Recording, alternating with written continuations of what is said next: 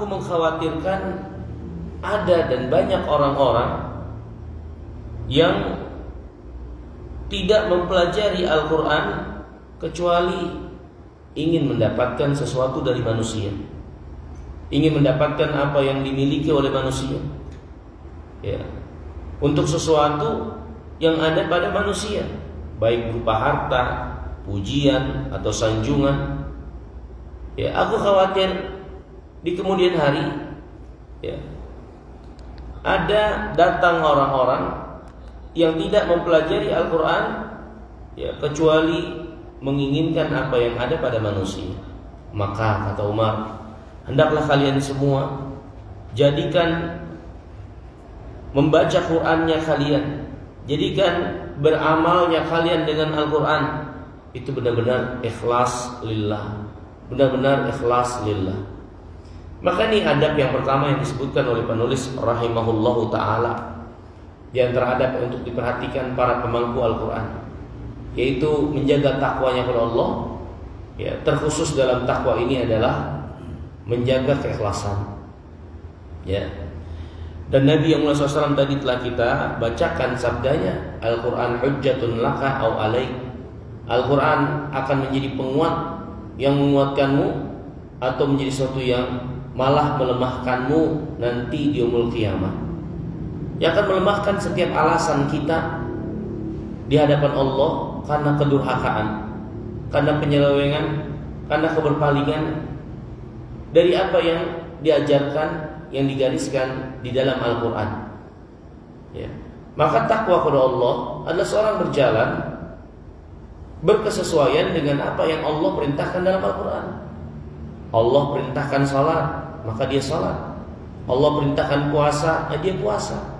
Allah perintahkan menunaikan ibadah haji, yang memiliki kemampuan dia laksanakan ketika memiliki kemampuan. Allah perintahkan zakat, ya, dengan syarat dan ketentuan yang datang dari Nabi SAW, dia kerjakan. Allah perintahkan untuk bertauhid, ikhlas lillah, maka dia jaga keikhlasan. Allah perintahkan berbakti kepada kedua orang tua, dia berbakti. Ya, Allah perintahkan untuk berbuat baik kepada kerabat, kepada tetangga, anak-anak yatim, orang miskin. Itu perintah Al-Quran. Ya, Allah perintahkan dengan banyak perintah untuk kebaikan kita. Maka ketakwaan adalah seorang memperhatikan perintah-perintah tersebut. Juga di antara bagian dari takwa adalah seorang memperhatikan larangan-larangan yang Allah larang dalam Al-Quran. Larangan dari makan makanan yang haram, larangan dari muamalah interaksi yang haram, larangan dari berbuat syirik, larangan durhaka kepada orang tua, larangan kufur, ya, tidak beriman, ragu akan agama, berpaling dari agama, durhaka kepada Allah dan Rasulnya. Ya, maka takwa juga adalah seorang menjauhi apa yang menjadi larangan yang Allah larang dia di dalamnya. Maka takwa itu seorang berjalan pada garis yang digariskan dalam Al-Quran terkait mengerjakan sesuatu atau meninggalkan sesuatu. Ya.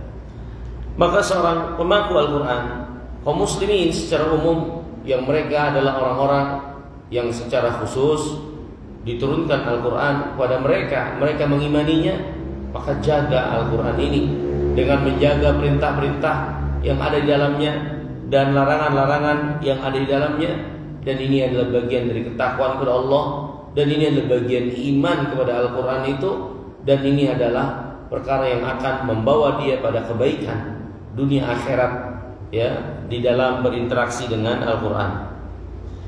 Kemudian dijelaskan juga oleh penulis di sini, di antara adab-adabnya, an yatakhallaqa bi akhlaqil Qur'an asy-syarifah wa yata'addab bi adabihil karimah wa yaj'al al-Qur'an rabi'an liqalbihi ya'muru bihi ma khariba min qalbihi wa yuslihu bihi ma fasada min yu'addib nafsahu bil Qur'an wa yuslih bihi halahu wa yuqawwi bihi imanahu. Yaqulullah tabaraka wa ta'ala wa idza ma unzilat suratun faminhum man yaqul ayyukum zadathu hadhihi imanan فأما الذين آمنوا فزادتهم إيمانا وهم يستبشرون وأما الذين في قلوبهم مرض فزادتهم رجسا إلى رجسهم وماتوا وهم كافرون. Di antara adabnya adalah hendaklah seorang berperilaku, berakhlak dan menghiasi akhlak dirinya dengan perilaku yang datang keterangannya dari Al-Quran. Ya, menjadikan Al-Quran adalah sesuatu yang memakmurkan hatinya, membuat bersemi hatinya, yang dengan itu terperbaiki, menjadi lurus perilaku yang menjadi perilakunya, keadaan-keadaannya. Dia beradab dengan adab-adab Al-Quran, berakhlak dengan akhlak yang datang dari Al-Quran. Dia kuatkan imannya dengan Al-Quran ini, sehingga akan berdampak baik dan lurusnya perilaku dan amal perbuatan serta akhlak.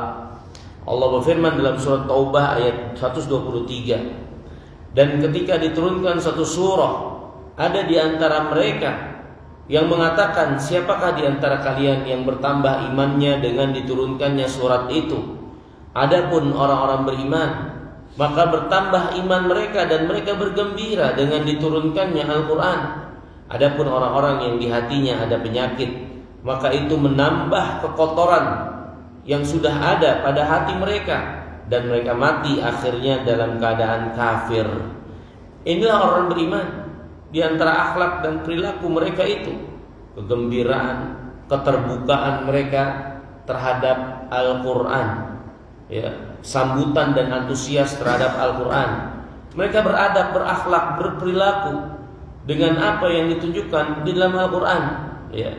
Penulis mengatakan di sini, fahamilul Quran yaj'alul Quran dalilah ila kulli khairin wa ra'idah ila kulli khuluqin hasanin jamilin hafidhan li jami' jawarihi amma nahallahu an in masha bi'ilmin wa in qa'ada bi'ilmin wa in takallama bi'ilmin wa in syariba bi'ilmin wa in akala bi'ilmin yatasaffahu al-Qur'an wa yaqra'uhu liyu'adzib nafsahu wa liyuhadzib bihi sulukahu wa liyuzayyina bihi 'amalahu wa liqawwi bihi imanahu.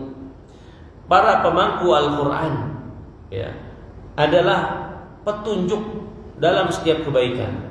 Maksudnya, para pemangku Al-Qur'an, perilaku dan sepak terjang mereka itu adalah praktek dari Al-Quran, ya, praktek dari Al-Quran.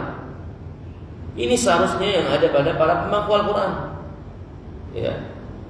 Apa yang mereka lakukan, perilaku mereka, sepak terjang mereka adalah dalam rangka mengaplikasikan Al-Quran, mempraktekkan Al-Quran, ya.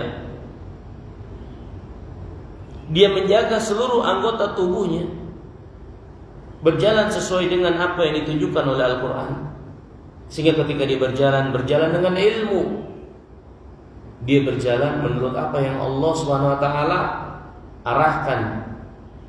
Allah berfirman, wala tamshi fil ardi marahan, jangan kalian berjalan di atas muka bumi ini dengan sombong.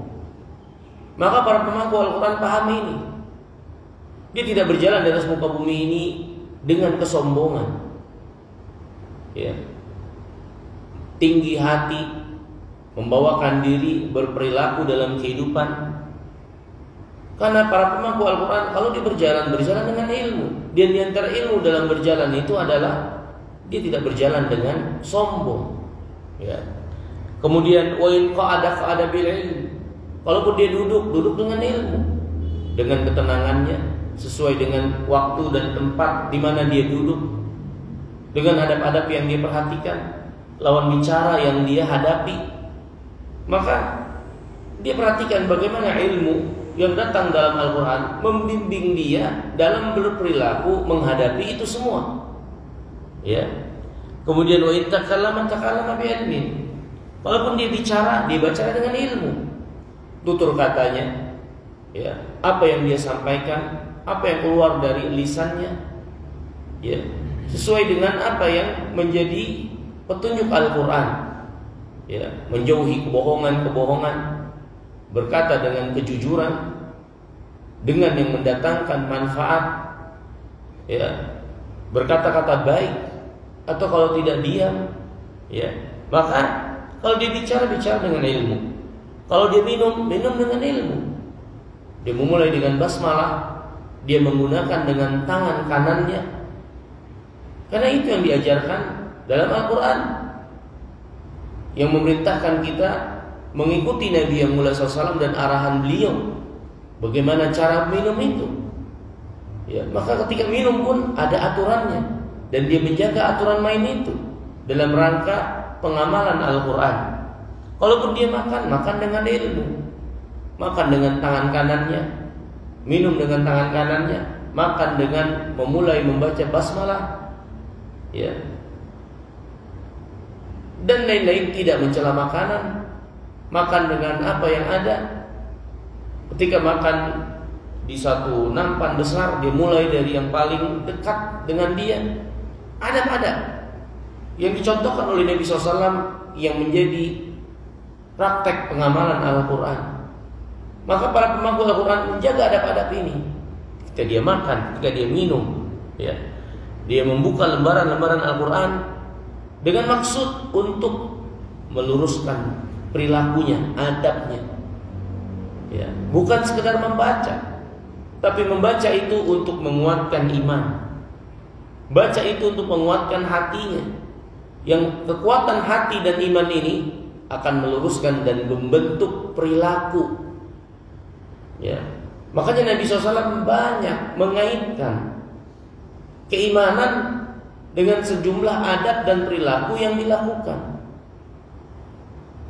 Karena perilaku dan adab yang ada itu menjadi baik, lurus dan benar ketika iman itu berada pada kebaikan dan kekuatannya.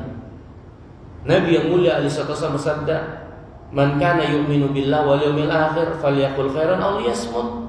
Yang beriman kepada Allah dan hari akhir, hendaklah berkata baik atau diam. Maka keimanan kepada Allah dan hari akhir, itulah yang akhirnya membentuk seorang untuk bisa menjaga lisannya. Ya, siapa yang beriman kepada Allah, hendaklah dia muliakan tamunya. Memuliakan tamu ini adalah bagian dari apa yang keluar dari keimanan itu yang membentuk dirinya untuk memuliakan tamu. Ketika dia berbakti kepada orang tuanya, dia termotivasi atas dasar iman yang ada dalam hatinya, yang Allah perintahkan dia untuk berbakti kepada orang tuanya karena dia beriman kepada Allah.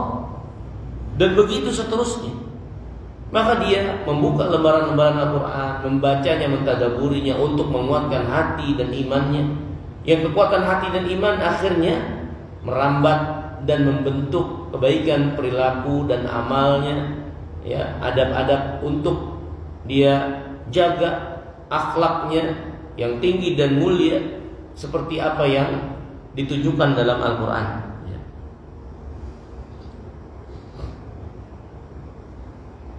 Penulis rahimahullahu taala membawakan di sini perkataan dari Imam Fudail ibn Iyad, bahwasanya Al-Quran itu tidak diturunkan sekedar untuk dibaca, dilewati lembar demi lembarnya, tapi pengamalan dan praktek, ya, dari penguatan iman.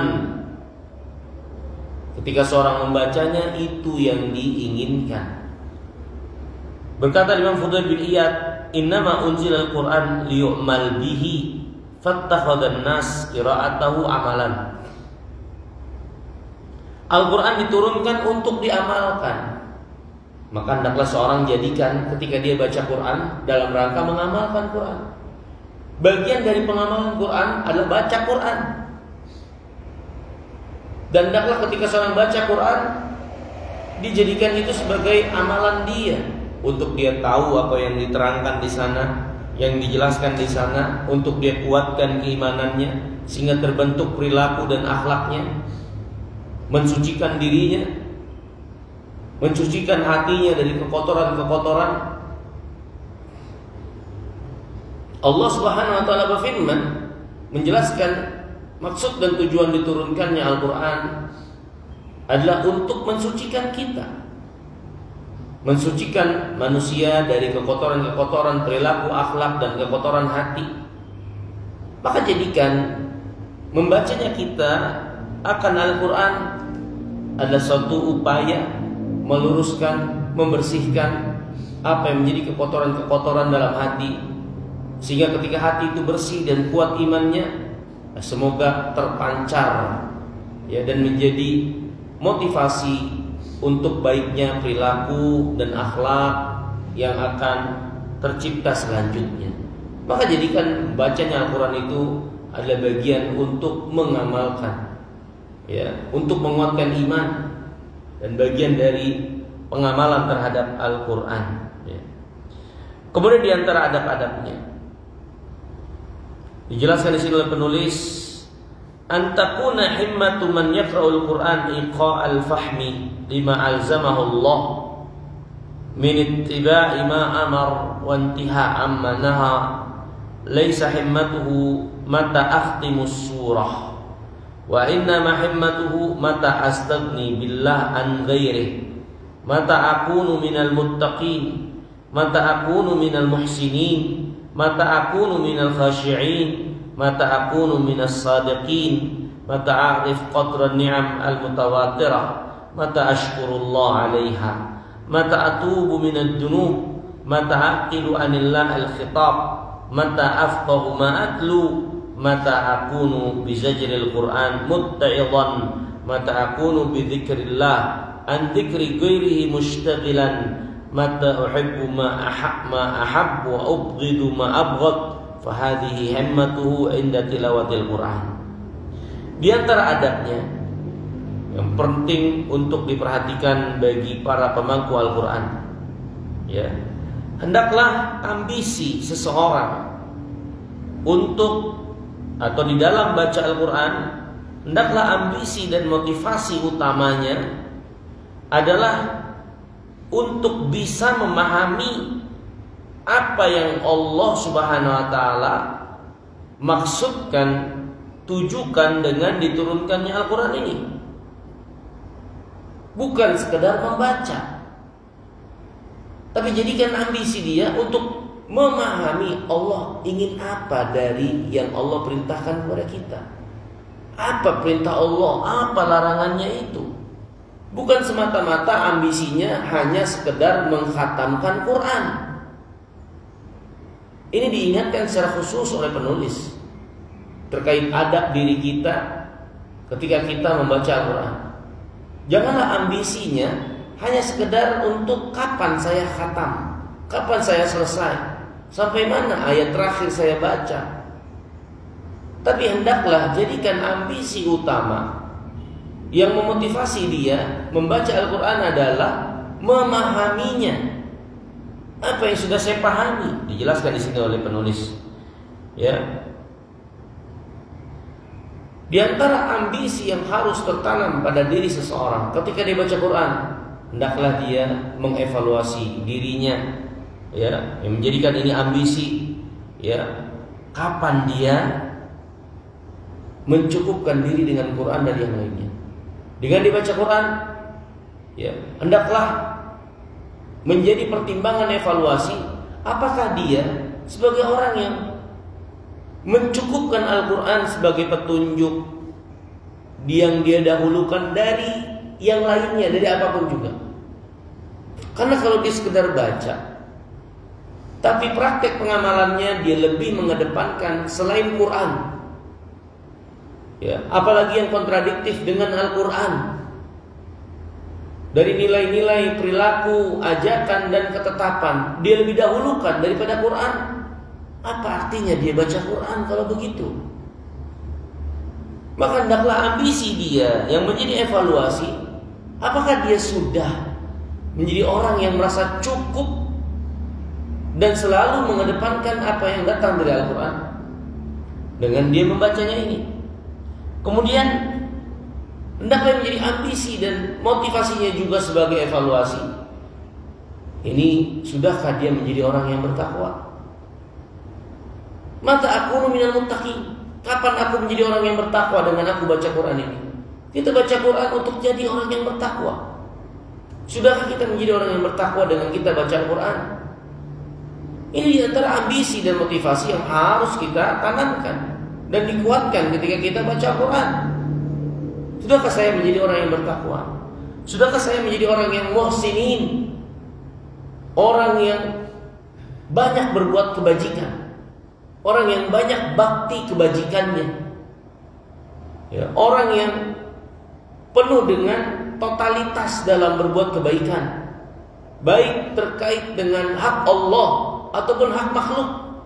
Totalitas dalam ketulusan, kejujuran, kesungguhan, dalam bersungguh-sungguh dalam berbuat baik. Itu orang-orang yang muhsin.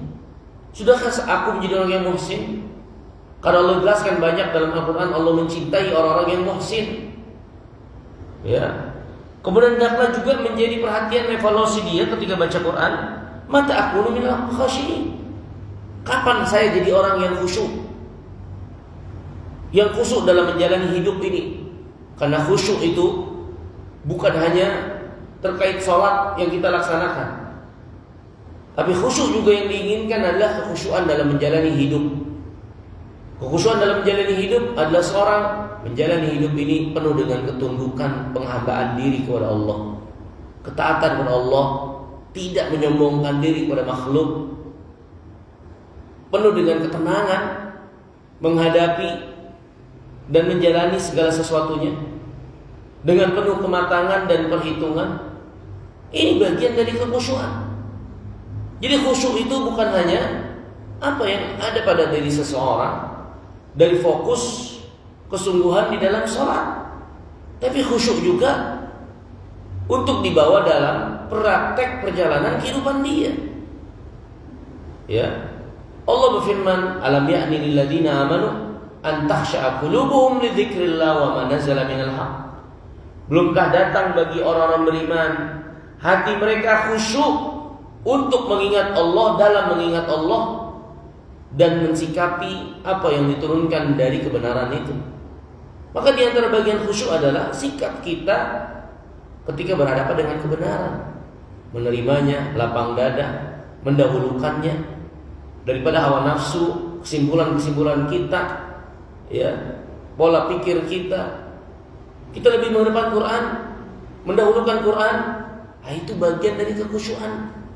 Jadi khusyuk itu bukan hanya sekedar suatu karakter perilaku dalam sholat, tapi khusyuk juga yang diinginkan adalah kekhusyuan dalam menjalani kehidupan.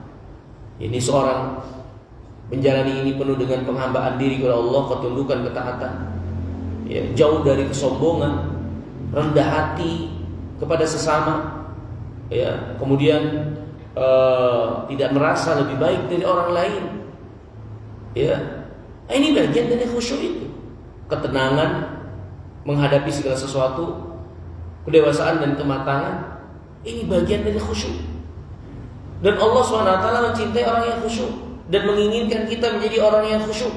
Bahkan Allah SWT menjelaskan, belumkah tiba waktunya orang beriman itu khusyuk hatinya. Maka sudah kita menjadi orang yang khusyuk dengan kita membaca Al-Quran. Ini yang harus jadi motivasi dan tolak ukur juga. Mata aku minas shadiqin. Kapan aku menjadi orang yang jujur? Jujur dalam perilaku, jujur lahir dan batin, jujur dalam iman, benar-benar menginginkan kebaikan, mengimani dan meyakini kebenaran ini tanpa ada keraguan sedikit pun di dalamnya. Jujur dalam tutur kata, jujur dalam perilaku, jauh dari kepura-puraan, apalagi kebohongan. Sudahlah aku menjadi orang-orang yang jujur, yang Allah puji kejujuran mereka, terutama kejujuran dalam keimanan, seperti Abu Bakar As-Siddiq yang jujur lahir batinnya dalam iman, dipersaksikan oleh Allah dan Rasul-Nya. Maka sudahkah kita menjadi orang yang seperti itu? Karena Al-Quran ini diturunkan telah mendidik dan menjadikan orang-orang diantaranya menjadi orang-orang jujur, seperti Abu Bakar Siddiq, seperti Umar bin Khattab radhiyallahu taala, dan lain-lain daripada para sahabat. Kemudian Di antara motivasi dan dorongannya juga, mata akun, ya, arif qadran ni'am al-mutawatirah. Sudahkah dengan kita baca Quran ini, kita menjadi orang yang mengakui nikmat Allah yang melimpah ruah ini? Yang Allah telah jelaskan dalam kitabnya, sedikit orang-orang yang bersyukur. Kita baca itu. Apakah ini tidak memotivasi kita untuk banyak mengingat nikmat Allah, mengakui nikmat yang telah melimpah ruah itu yang ada pada kita, bukan malah menjadi orang yang selalu lupa akan nikmat Allah. Yang kita ingat kekurangan-kekurangan, yang selalu kita lupa adalah kelebihan-kelebihan dan nikmat yang sesungguhnya banyak pada diri kita. Maka dengan kita baca Quran, sudahkah kita menjadi orang yang bersyukur pada Allah, banyak mengingat nikmat Allah? Ini harus menjadi evaluasi. Ini harus menjadi evaluasi. Ya. Kemudian mata atub minad dunub. Kapan aku bertobat dari dosa? Ini juga harus jadi evaluasi dan tujuan. Kita baca Al-Quran, Allah perintahkan kita bertobat. Allah memuji orang yang bertobat. Allah menjelaskan menerima pertobatan orang yang bertobat. Allah menjelaskan Dia Maha Pengampun lagi Maha Penyayang. Allah menjelaskan kalau Dialah yang memerintahkan, mengajak orang beriman untuk bertobat kepada Allah. Wa tubu ilallahi jami'an ayyuhal mu'minun. Bertobatlah kalian semua wahai orang yang beriman. Ya. Maka sudahkah kita mengamalkan ini, menjadi orang yang bertobat? Padahal kita membaca Al-Quran yang perintahkan kita untuk bertobat. Ya. Mata aqilu anillah al-khitab. Ini juga yang perlu diperhatikan. Ketika dia baca Quran, bukan hanya sekedar baca dan melewati lembarannya, tapi menjadi evaluasi. Sudahkah kita menjadi orang yang paham apa yang Allah Subhanahu wa taala komunikasikan? Apa yang Allah bicarakan kepada kita? Al-Quran itu firman Allah, yang Allah firmankan buat kita. Ya, sudahkah kita menjadi orang yang paham apa yang Allah komunikasikan itu kepada kita ketika kita baca Quran? Ini juga harus jadi evaluasi. Ini juga harus jadi pertimbangan. Ya. Di firman Allah Subhanahu wa taala, dia bukan sekedar kalimat-kalimat yang tersusun. Dia firman Allah. Allah berfirman kepada kita dengan perintahnya, dengan khabar-khabar yang ada di dalamnya, dengan larangannya, ya, dengan keterangan-keterangan yang ada di dalamnya. Sedangkan kita memahami apa yang Allah Subhanahu wa taala ungkapkan itu dalam Al-Quran. Mata afqahu ma'atlu juga menjadi evaluasi dan pertimbangan. Sudahkah kita menjadi orang yang paham apa yang saya baca? Ya, orang yang meninggalkan apa yang diingatkan dalam Al-Quran, ya, menjadi orang yang sibuk dalam mengingat Allah, membaca Quran melebihi daripada kesibukan dengan yang lainnya. Ya. Sudahkah kita menjadi orang yang mencintai apa yang dicintai oleh Allah dalam Al-Quran, penjelasannya, membenci apa yang Allah benci? Maka inilah kata Syekh Abdul Razak Ibn Abi Muhsin Abad Al-Badr, fahadi immatuhu inda tilawatil Quran. Hendaklah ini yang menjadi himmah, yang menjadi tujuan utama dia, yang menjadi motivasi dia ketika baca Quran. Bukan sekedar membaca, membuka lembaran ke lembaran, tapi harus dia perhatikan, sudahkah dia menjadi seperti yang ditunjukkan dalam Al-Quran?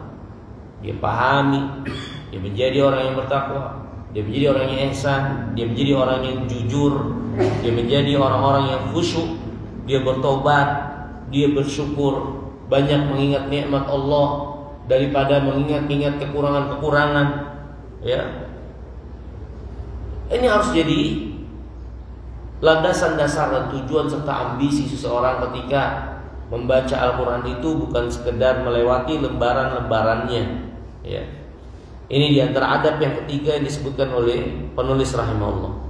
Kemudian beliau mengatakan, yaqulul Imam Hasan Al-Basri rahimahullah, berkata Imam Hasan bin Abil Hasan Al-Basri, dan dia termasuk pembesar tabi'in, generasi sesudah sahabat, menjelaskan tentang sifat ahli Quran yang ada di zamannya, ya, yang dia sejatinya dengan ini menjelaskan pentingnya mentadaburi Al-Quran serta paham Quran. Berkata Al-Imam Hasan bin Abil Hasan Al-Basri, "Ama wallah ma huwa bihifdhi hurufi wa idha'ati hududi, hatta inna ahadahum la yaqul laqad qara'tul Qur'an fama asqattu minhu harfan wa qad wallahi asqatahu kullah ma yura lahul Qur'an fi khuluqin wala amalin, hatta inna ahadahum la yaqul inni la aqra'u surah fi nafasin wallahi ma haula'i bil qurra walal ulama walal hukama walal wara'ah, mata kanatil qurra mithla hadha la katsarallahu fin nas mithla haula." Berkata Imam Hasan bin Abil Hasan Al-Basri, adapun demi Allah, ya, bukanlah Al-Quran itu hanya dengan menghafal huruf-hurufnya, tapi di saat yang sama seorang menyia-nyiakan batasan-batasan dan aturannya. Apalah artinya seorang hafal huruf-huruf Quran, ayat-ayatnya, tapi batasan-batasan aturan Al-Quran dia sia-siakan? Apalah arti dia hafal Quran, tapi aturan Al-Quran dia sia-siakan, dia tidak perhatikan, ya. Sampai-sampai kata Imam Hasan bin Abil Hasan Al-Basri, sampai-sampai ada seseorang mungkin berkata seperti ini, "Aku telah baca Quran dan gak ada satu huruf pun aku lewatkan." Maka kata beliau, adapun demi Allah, dia sebetulnya melewatkan Al-Quran semuanya. Saya baca Quran gak ada satupun yang saya lewatkan satu huruf pun. Di saat yang sama dia melanggar aturan Quran, demi Allah sesungguhnya dia melewatkan Quran semuanya. Walaupun dia mengaku tidak ada yang saya lewatkan satu huruf pun, karena saya telah membacanya. Bukan itu maksud daripada Al-Quran ini. Apalah arti dia membaca secara keseluruhan tapi dia tidak mengindahkan aturan-aturannya. Walaupun dia mengatakan saya telah membaca seluruhnya, tidak ada yang satupun yang saya lewatkan, tapi keadaan dia yang tidak mengindahkan aturan Quran, sesungguhnya dia telah melewatkan dan meninggalkan Quran itu sesungguhnya secara keseluruhan, ya. Ini dapat dilihat Al-Quran itu tidak berbekas pada akhlaknya, pada perilakunya, pada amalnya. Bahkan kata Imam, sungguh ada orang yang mengatakan seperti ini, "Tidaklah aku baca Quran kecuali satu nafas." Ini saking cepatnya dia baca Al-Quran, satu nafas saya baca secara keseluruhan, ya. Maka kata beliau, demi Allah, yang seperti ini bukanlah dikatakan sebagai ahli Quran. Dibaca satu nafas, di saat yang sama Quran itu tidak berbekas pada perilaku dan akhlaknya. Itu bukan ahli Quran yang seperti itu. Apalagi dikatakan ulama, apalagi dikatakan ahli hikmah, apalagi dikatakan sebagai orang yang wara'. Sejak kapan ahli Quran seperti itu keadaannya? Hanya sekedar memperhatikan huruf-huruf dan bacaannya saja, dan meninggalkan nilai-nilai serta aturan Al-Quran. Semoga Allah, kata beliau, semoga Allah tidak memperbanyak orang-orang yang kayak gitu, ya, yang menghadapi, mensikapi, berinteraksi dengan Quran hanya sekedar huruf-hurufnya saja, tanpa memperhatikan aturan-aturan Al-Quran untuk dia laksanakan dan menjadi petunjuk dalam perilaku dan amal, ya. Maka ini hadirin yang dimuliakan Allah, disebutkan oleh Syekh Abdul Razak sebagian dari adab para pemangku Al-Quran, ya. Yang ini juga disebutkan oleh Al-Imam Al-Ajuri dalam kitab tentang masalah adab atau akhlak para pemangku Al-Quran, ya. Kemudian beliau membawakan di sini perkataan Imam Al-Ajuri dalam kitabnya Akhlak Pemangku Quran. Ya, ditutup perkataan beliau, fal mu'min al-aqil idza talal Qur'an ista'rada al-Qur'an. Faqad al-mir'ah yara biha ma hasuna min fi'li wa ma qabuha min. Fama hadzara maula hadira wa ma khawwafahu bihi min iqabihi khafah. Wa ma raghabahu fihi maula raghiba fihi wa raja. Faman kana hadhihi sifatah aw ma qaraba hadhihi sifah faqad talahu haqqa tilawatih wa ra'ahu haqqa ri'ayatih wa kana lahu al-Qur'anu syahidan wa syafi'an wa anisan wa hirzan wa man kana hadha wasfah nafa'a nafsahu wa nafa'a ahlah wa 'ada 'ala walidayhi wa 'ala waladihi kullu khairin fid dunya wal akhirah. Kata Imam Al-Juri, beliau mengatakan orang mukmin yang berakal kalau dia baca Quran maka dihadapkan Quran itu ke hadapannya. Seolah-olah Al-Quran itu adalah cermin untuk dia bercermin, melihat apa yang baik dan apa yang buruk dari perbuatannya. Yang buruk darinya atau apa-apa yang diperingatkan Quran, maka dia mengambil peringatan. Apa-apa yang datang keterangan dari Al-Quran untuk dia takuti, maka dia pun takut. Yang datang dari Al-Quran memotivasi, ya, menganjurkan, maka dia penuh dengan harap, ya, seperti apa yang ditunjukkan Al-Quran. Maka barang siapa yang seperti ini, sifat yang ada pada dia dalam interaksi dengan Al-Quran atau mendekati seperti ini dalam berinteraksi dengan Al-Quran, inilah orang-orang yang membaca Quran dengan sebenar-benar bacaan. Inilah yang bertilawah dengan sebenar-benar tilawah. Inilah orang-orang yang benar-benar memperhatikan dengan perhatian yang benar terhadap Al-Quran. Di mana yang seperti ini Al-Quran menjadi saksi kebaikan yang dia kerjakan dan akan menjadi pemberi syafaat buat dia nanti yaumul qiyamah. Yang seperti ini Al-Quran menjadi pendamping yang baik buat dia dan akan menjaga dia dari segala keburukan.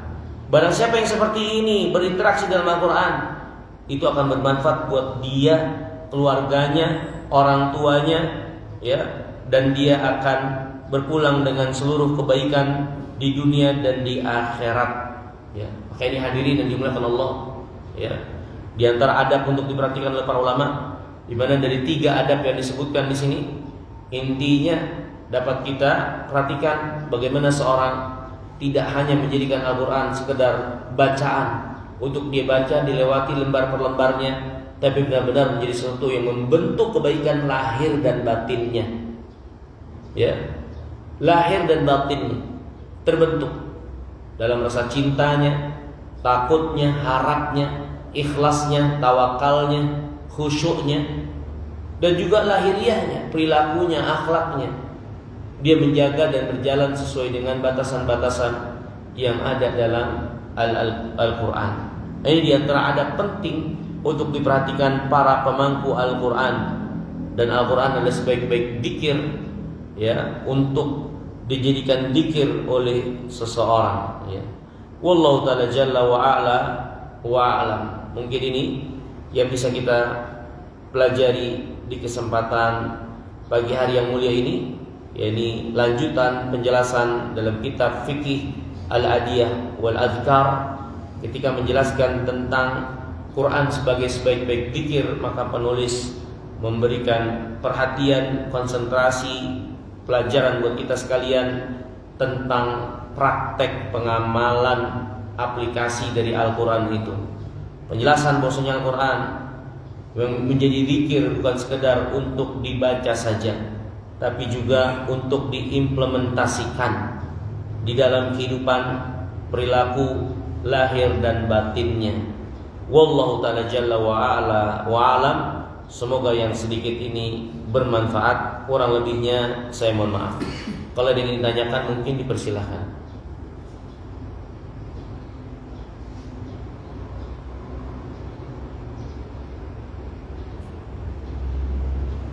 Ada mungkin? Iya, silakan. Assalamualaikum. Ya. Kalau kita beramal mengharap kemudian diniatkan ada apa namanya, ada hajat kita itu termasuk ikhlas apa? Intinya kita beramal tapi ingin bagian dunia. Iya ya. Dan yang kedua, kita itu lebih baik memaksa beramal walaupun kita Berat.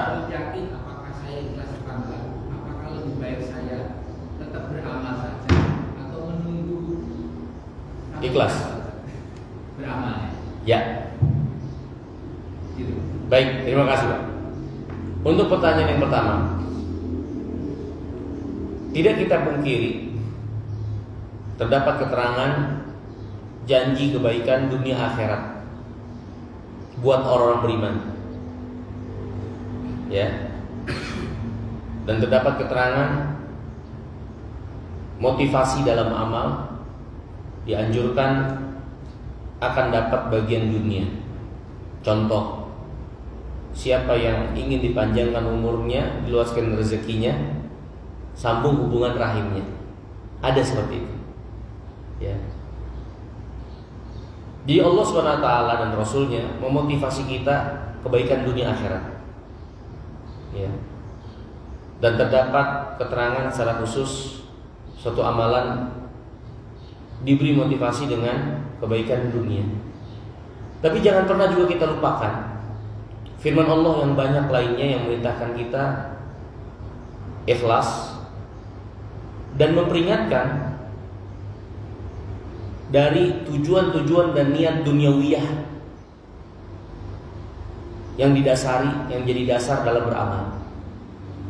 Di antaranya adalah firman Allah, "Man kana yuridu hayatad dunya wa zinataha nuwaffi ilaihim a'malahum fiha wa hum fiha la yubkhasun ulaika laysa lahum fil akhirati illa an-nar wa habita ma sana'u wa batilun ma kanu ya'malun." Siapa yang menginginkan kehidupan dunia semata dan perhiasannya dengan amal yang dia lakukan, kami akan tuntaskan balasannya itu di dunia. Dia nggak akan dicurangi kalau memang cuma pengen dunia. Tapi kata Allah, yang seperti itu tidak ada bagian dia di akhirat kecuali neraka. Allah batalkan amalnya, ya.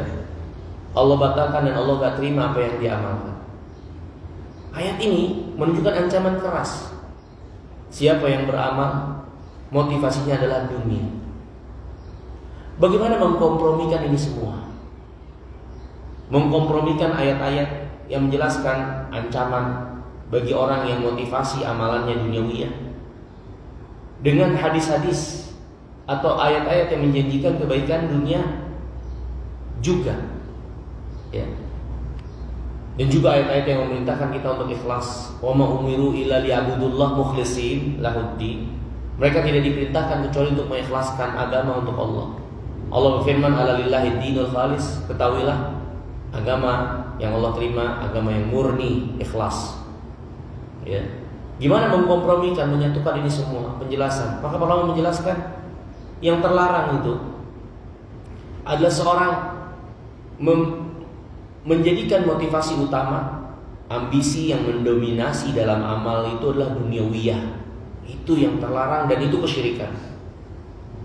Siapa yang beramal dengan amalan-amalan ibadahnya, agamanya, motivasi dasar utamanya semata adalah urusan duniawiyah, dari pencapaian-pencapaian dunia, pengen kaya, pengen ini, pengen itu dan seterusnya. Inilah yang terlarang dan itu bahkan kesyirikan dalam niat. Ya. Ini yang terlarang. Ya. Ketika seorang motivasi dan dorongan utamanya semata duniawiyah, gak ada yang lainnya. Sejatinya dia hamba dunia dengan amal yang dia amalkan. Nabi SAW mencela seorang yang bernazar untuk pencapaian dunia.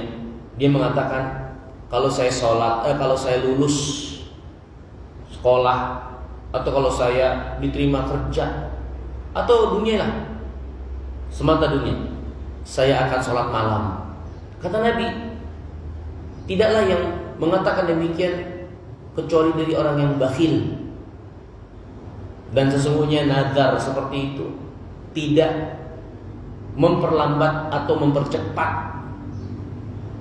apa yang dia nazarkan tersebut, atau yang menjadi isi nadarnya. Ya. Nabi mengatakan itu tidak keluar kecuali dari orang yang bakhil, yang dia mau ibadah dan akan ibadah kalau dapat pencapaian dunia, kalau dia dapat uang, kalau dia dapat lulus sekolah, dia baru mau sholat. Saya akan sholat, saya akan puasa. Itu tidak keluar kecuali dari yang bakhil, menunjukkan celaan seorang yang menunjukkan tujuan duniawiyah untuk amal yang dilakukan. Ini yang jadi masalah. Ya, ini yang terlarang. Ketika seorang motivasi utama dengan amal agamanya adalah perkara-perkara duniawiyah, itu yang mendasari dia. Yang ditandai kalau nggak dapat urusan dunianya, biasanya dia tinggalkan amal. Kalau nggak mencapai pencapaian dunianya, dia tinggalkan amal. Itu diantara cirinya. Yang seperti ini nggak ada bagian buat dia di akhirat. Kalaupun Allah kasih dunia, bukan berarti Allah meridhoi perbuatannya. Karena Allah sudah mengingatkan yang seperti itu akan batal dan sia-sia yang dia kerjakan nanti di umur kiamat. Ya. Terus bagaimana dengan motivasi sebagian amalan dalam agama kita dengan motivasi duniawiyah? Maka para ulama mengatakan motivasi itu bukan kebohongan, itu benar. Tapi bukan untuk dijadikan sebagai dasar tujuan utama yang mendominasi niat seseorang dalam amal. Karena orang yang beriman, beramal untuk akhirat, mengharap apa yang ada di sisi Allah, dia yakin kalau dia pasti akan dibalas dunia akhirat, tanpa dia harus menunjukkan dunia secara khusus. Allah pasti akan menganugerahkan dia kebaikan dunia akhirat. Ya, Nabi yang mulia alaihi wasallam bersabda, "Innallaha la yadhlim mu'minan hasanatan yu'ti biha fid dunya wa yu'ti biha fil akhirah." Allah nggak akan menzolimi satu kebaikan pun yang dilaksanakan oleh orang beriman. Allah akan balas di dunia, Allah balas juga di akhirat. Itulah perlakuan Allah pada orang beriman. Jadi nggak perlu mengkhawatirkan masalah duniawiyah. Perhatikan saja apa yang Allah inginkan untuk kita kerjakan. Allah inginkan kita untuk ikhlas. Allah inginkan kita mendominasi keikhlasan itu dalam apa yang kita amalkan, mengharapkan surga, takut akan neraka, mengharapkan apa yang di sisi Allah, mengharapkan ridho Allah, mengharapkan pahala dari Allah. Fokus saja di sana, yang mendominasi dan jadi dasar amal kita. Dan jamin dan yakinilah dunia nggak bakalan disia-siakan oleh Allah, untuk Allah jadikan juga balasan. Ya. Yang jadi masalah ketika niat duniawiyah itu yang mendominasi, yang jadi tujuan utama, yang menggerakkan dia dalam amal. Kalau dapat dia lakukan, kalau nggak dapat dia tinggalkan. Maka ini terlarang. Ya. Ini hadirin dan dimuliakan Allah. Makanya, ya, jangan kita hanya lihat sebagian dari janji-janji duniawiyah untuk suatu amal, tapi lihat juga ayat-ayat yang lain yang mengingatkan kita untuk tidak tenggelam dengan dunia. Hati-hati dari tipu daya dunia, ya, magnet dunia yang membuat ketertarikan kita sehingga tenggelam dengan dunia, dan seterusnya. Ya. Seorang yang beriman dengan baik dan benar dengan akhirat, bagaimana dia mendahulukan dan menunjukkan dunia, padahal dunia sesuatu yang dia bakal tinggalkan. Betapapun pencapaian dia dunia, apakah akan terus dia bawa? Apakah akan terus langgeng bersamanya? Sejatinya pencapaian dunia adalah sesuatu yang dia kumpulkan untuk akhirnya dia sesali ketika harus berpisah dengannya dan menjadi suatu kepastian. Kita kumpulin apa dunia? Rumah, mobil, kekayaan-kekayaan, kenikmatan untuk kita nikmati. Itulah sesuatu yang pasti kita tinggalkan. Pasti kita tinggal pergi. Bagaimana orang beriman menjadi anak-anak dunia seperti itu, sedangkan dia tahu akan ada hari kiamat, nikmat yang lebih baik, kesulitan yang lebih besar, bekal yang harus dipersiapkan dengan banyak. Bagaimana orang beriman? Gak mungkin mereka malah mendahulukan, meniatkan tujuan duniawiyah, ya, tanpa mementingkan apa yang menjadi kebaikan dia di akhirat. Karena dia paham urusan dunia itu, semua yang ada yang dia kumpulkan ada sesuatu yang untuk dia tinggalkan. Dia akan berpisah dengannya, suka atau tidak suka, ya, dan akan lebih menyesal lagi, lebih sesak lagi ketika dunia itu mendarah daging dan dia taruh di hati, karena pastinya dia harus tinggalkan. Orang beriman, hati mereka terpaut, terikat, dan ada di akhirat. Kepentingan mereka kepentingan akhirat. Perilaku dan sepak terjang mereka akhirat, tolak ukurnya akhirat. Karena mereka anak-anak akhirat, bukan anak-anak dunia. Dan itu yang diajarkan oleh Allah dan Rasulnya. Itu yang dididik para sahabat dengannya. Lihat bagaimana mereka bisa mengorbankan bukan hanya hartanya, bahkan darahnya. Untuk apa? Untuk akhirat. Sebagian mereka ketika peperangan, ya Rasulullah, ini kalau saya perang, saya mati, tempat saya di mana? Surga, kata Nabi. Kemudian ada beberapa butir korma di tangannya. Dibilang, kalau saya nunggu ngabisin korma ini untuk bisa masuk surga, kelamaan. Dia hempaskan kurmanya, dia masuk ke medan laga, dia mati. Itulah tujuan mereka. Kalau memang itu surga, sudah.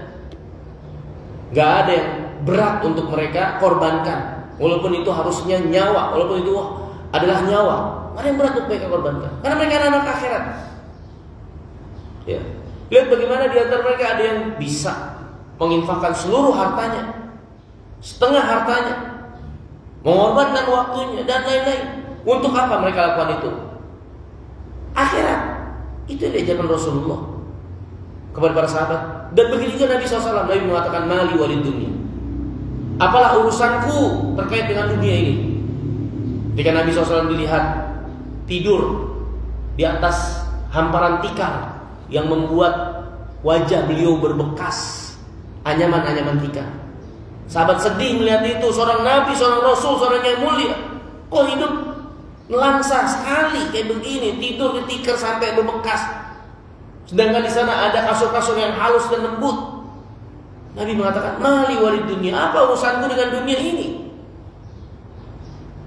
Ya, bukan dunia yang kita diajarkan untuk menjadi orang-orang dan anak-anak dunia yang menjadikan dunia sebagai motivasi. Ya, maka ini untuk diperhatikan. Ya, bahwasanya nggak boleh motivasi utama, ambisi, niat itu adalah duniawiyah, karena itu adalah kesyirikan dan akan batalkan amal. Untuk kita amalkan segala sesuatunya untuk akhirat, untuk Allah, ikhlas lillah. Kalaupun ada keinginan-keinginan dunia, ya, yang kita inginkan dengan amal yang kita lakukan, jangan itu menjadi suatu motivasi utama yang mendasari dan menggerakkan. Ya, kalau itu sifatnya mengikuti saja, ya, kita sebagai manusia, manusiawi, senang, cinta dunia, manusiawi. Tapi kalau sampai itu mendominasi tujuan dan ambisi, itu yang masalah. Ya, tapi kalau hanya mengikuti, tidak mendominasi, maka ini tidak masalah. Ya, yang masalah kalau mendominasi. Tapi yang lebih utama adalah urusan akhirat, atau untuk akhirat itu yang harusnya memenuhi apa yang menjadi ambisi, motivasi, dan dasar untuk apa yang kita lakukan ini semua. Itu wallahu ta'ala a'lam bishawab. Ya, kemudian yang kedua, pertanyaan kedua, untuk amal, kadang-kadang kita masih meragukan keikhlasan kita. Apakah kita tunggu untuk bisa ikhlas dulu baru beramal, atau kita paksakan saja? Pertama, harus kita paham dengan baik, nggak ada satupun di antara kita yang bisa menjamin kita ini ikhlas. Mau sampai kapan kita nunggu ikhlas baru beramal? Orang yang bersaksi kalau dia amalnya udah ikhlas, inilah orang yang paling gak ikhlas. Karena gak ada di antara kita yang bisa menjamin keikhlasan kita. Kita tahu kisah 3 orang yang masuk ke dalam goa, tertutup pintu goa. nggak bisa keluar, sehingga mereka berdoa dengan amal yang mereka kira itu adalah amal yang ikhlas. Sebagian mereka berdoa, ya Allah, dulu saya punya orang tua, saya kalau meras susu selalu mendepankan mereka sebelum yang lainnya. Sampai pada satu keadaan mereka keburu tidur, ya, dan aku akhirnya nunggu mereka bangun, nggak ganggu mereka, walaupun anak istri saya menunggu untuk susu ini. Tapi saya dahulukan mereka sebagai bakti saya kepada mereka.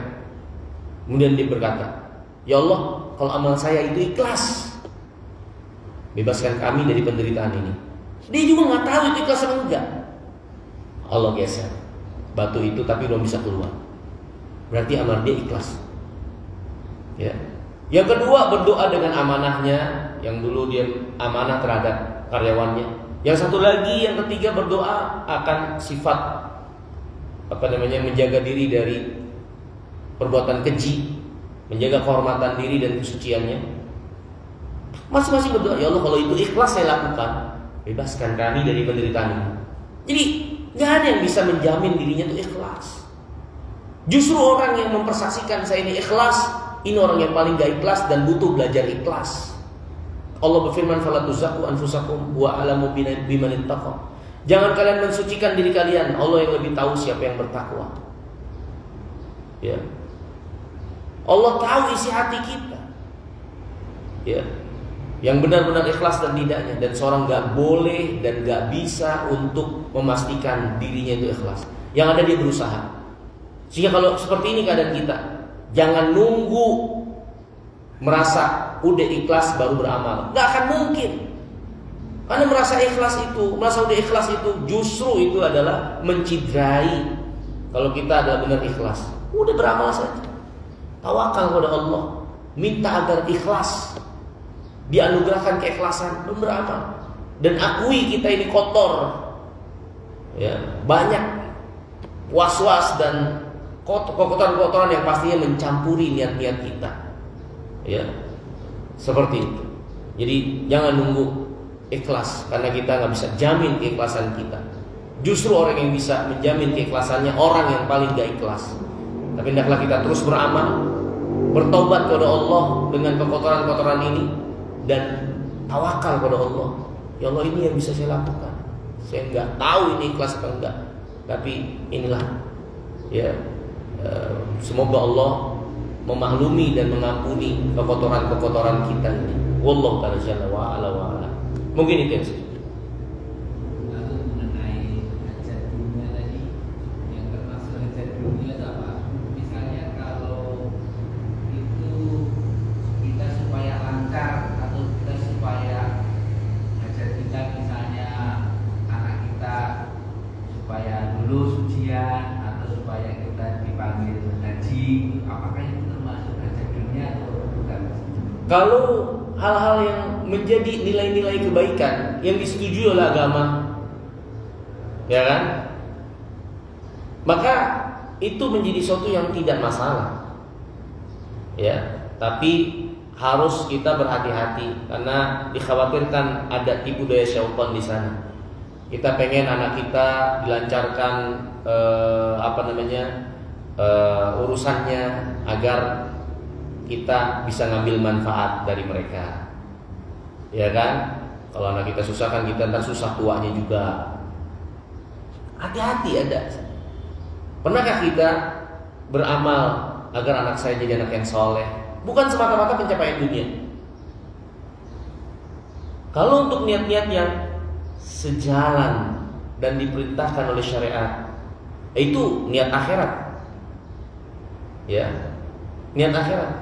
Saya kerja, mudah-mudahan Allah lancarkan pekerjaan saya agar saya punya uang buat haji. Kalau dia jujur, itu niat akhirat, ya. Tapi harus diperhatikan. Kadang-kadang kita tuh ada terselip atau tersusupi, ya, agar anak saya lancar urusannya. Di dalamnya sebetulnya, dan Allah yang maha tahu, ya, di dalam sebetulnya dia pengen agar anaknya itu jadi kaya sehingga dia nggak susah di usia tuanya. Dunia juga akhirnya yang dia pengen, untuk kepentingan dia duniawi, ya. Nah, kalau yang terusin itu harus diperbaiki, ya. Harusnya dia lebih kepada saya ini berbuat baik ini ya buat anak-anak saya biar mereka Allah jaga jadi anak-anak soleh, ya jadi anak-anak yang bermanfaat untuk Islam dan kaum muslimin. Ya, nah itu tujuan yang sejalan dengan din, itu tujuan akhirat. Seperti itu. Ya. Jadi harus kita bedakan dengan cermat karena tipis sekali nantinya. Ya, tipu daya syaitan itu. Wallahu taala alam. Mungkin itu. Sekira ini dulu yang bisa kita pelajari. Terima kasih banyak kesempatannya.